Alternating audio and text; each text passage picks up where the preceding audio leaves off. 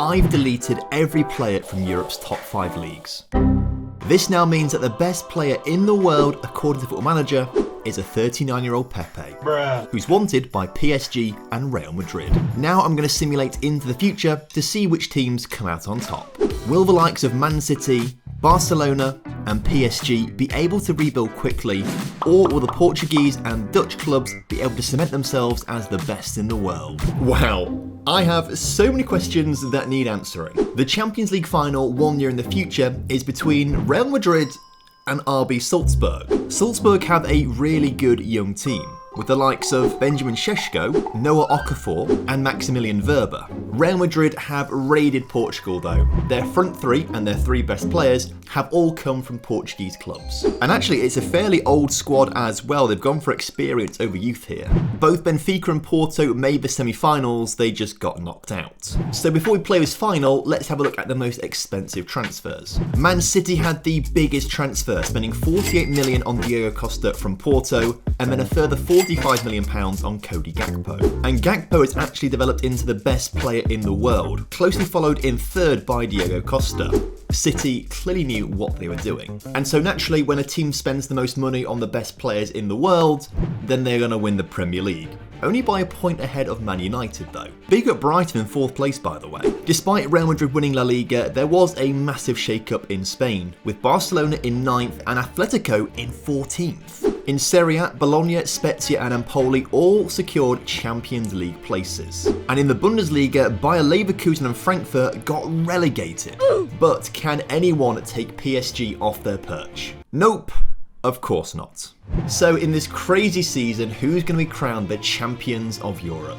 The answer is RB Salzburg. Noah Okafor scoring in extra time to ensure they're the first Austrian team to ever win it. To be fair, in real life my money is on Real Madrid. I've been keeping up with their Champions League appearances on the One Football app, the sponsors of today's video, and they've just looked scarily good, particularly in that win against Liverpool. You can follow different teams and competitions on the One Football app and get notifications straight through to your phone when anything happens, quicker than any other app that I've personally used. So if you want to help me and the channel out, you can download the One Football app from the top line of the description for absolutely free. Now I'm jumping a further 5 years in the future. At this point, all of the wonder kids who are still in the game will have developed and will probably have moved to some of the best teams in the world. The question is, have those teams changed?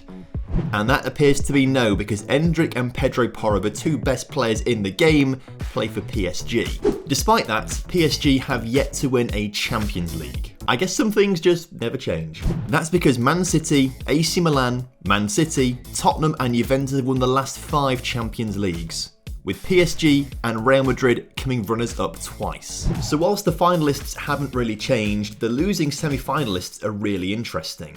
In Season 2, Rangers and Genk lost to Man City and Real Madrid. And in Season 4, it was Benfica losing to Milan and Salzburg losing to Man City, looking to get their 2nd Champions League final. It's also a pretty good time to be a Brighton fan, as they won the Europa Conference League in 25-26 and the Europa League in 27-28. But I am genuinely surprised at how much the Portuguese and Dutch clubs have fumbled the bag. Given that they basically had the best players in the world available to them, they just have done nothing.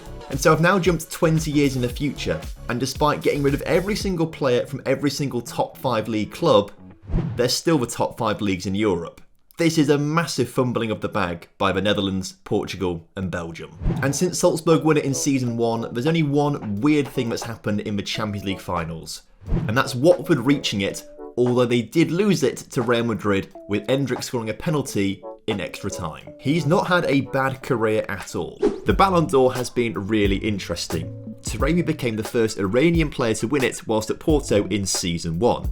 Before his teammate, Evan Nilsson, won 3 in a row. In 26-27, Leo Labada became the first Israeli player to win the Ballon d'Or whilst at Liverpool, before a regen started to win some awards. Nicolas Solis has won quite a lot over his career.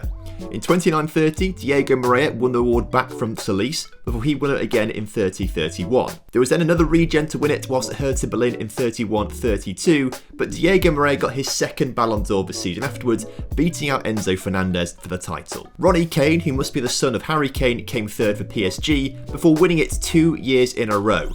before then losing the title to Victor Roque, who was at Newcastle. The following season, Rodrigo Ribeiro won his first Ballon d'Or, and then won his second the season afterwards, before Mehmet, the Regen who was at Hertha Berlin earlier, won his second Ballon d'Or, now playing for Liverpool.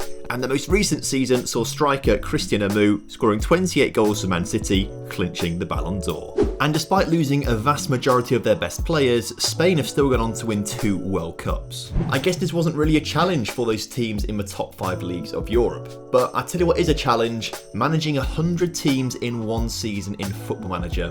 That's what I tried earlier this week. Go check it out.